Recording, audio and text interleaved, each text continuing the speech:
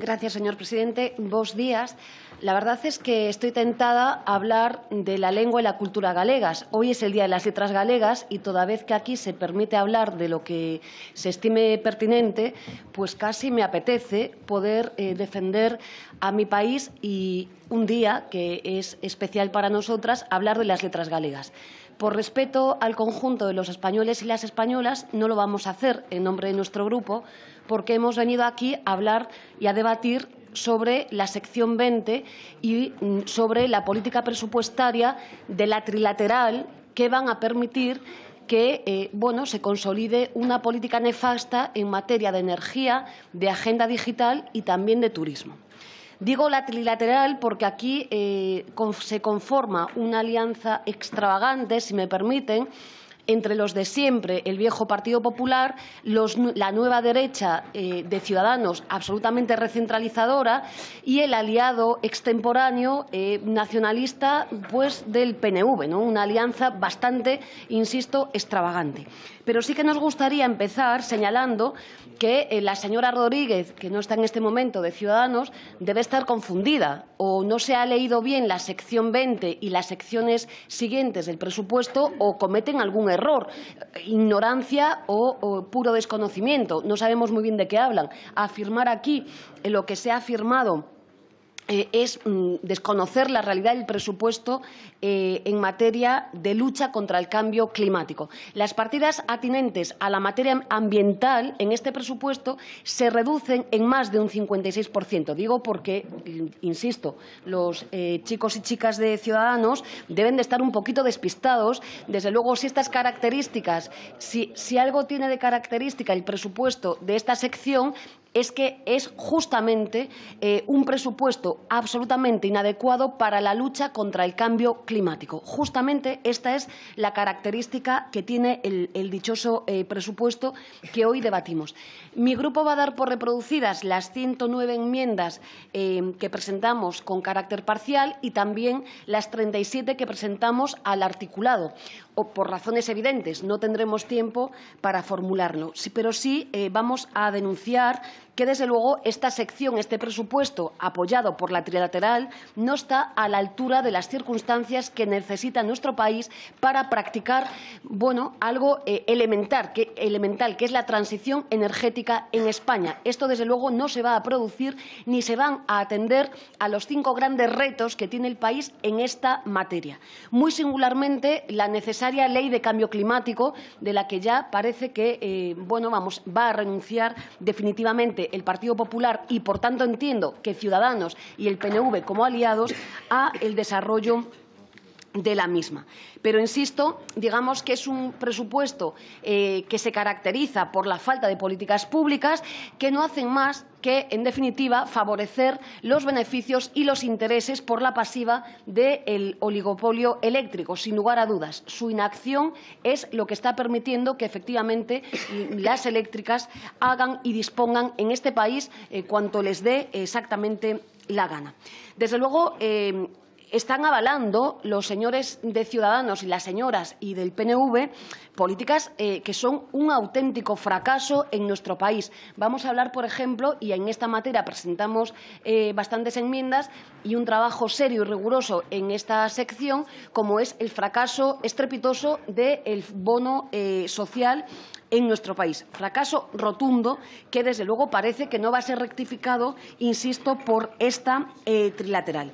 Nos han vetado, y lo quiero señalar, una enmienda importante que tenía una cuantía relevante. Consignábamos en esa enmienda 1.500 millones de euros. Nos parecía imprescindible justamente para el desarrollo de la colaboración público-privada y desarrollar el plan de transición energético. Nos la han vetado. Obviamente ya ni se permite discutir sobre esto, pero igualmente nosotras queremos destacarlo. Y también, obviamente, impiden que podamos desarrollar en nuestro país políticas adecuadas que tienen que ver obviamente con el desarrollo de operadores eléctricos locales o el cambio de las políticas energéticas en el conjunto de España. Nada que ver con en lo que están ustedes trabajando.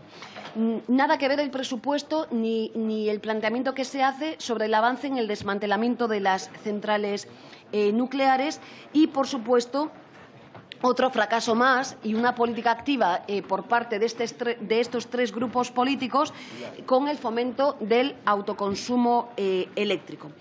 Presentamos un bloque de enmiendas también relevantes en materia de distribución energética. Nos parece que es fundamental, y aquí también venimos haciendo un trabajo fuerte, es fundamental permitir la descentralización y el transporte bidireccional entre las grandes instalaciones de autoconsumo eléctrico, los consumidores y demás. Esto, bueno, pues parece que van a votar en contra y ni siquiera lo van a plantear.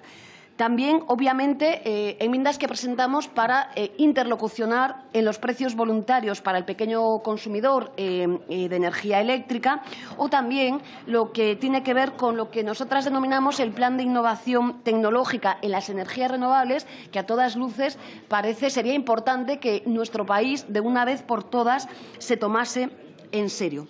Enmiendas que a su vez, trabajan en la electrificación del transporte por carretera. Digamos que aquí también el debe del Gobierno, de la acción del Gobierno, es absoluta, pero ahora van a ser cómplices absolutos Ciudadanos y, por supuesto, el PNV. No hace falta que explicitemos que parte de los causantes de la emisión de CO2 se debe al transporte en nuestro país y, obviamente, no hacen absolutamente nada. Por no hacer, insisto, tampoco nada relativo al bloque de enmiendas para el impulso de la eficiencia energética en edificios y demás.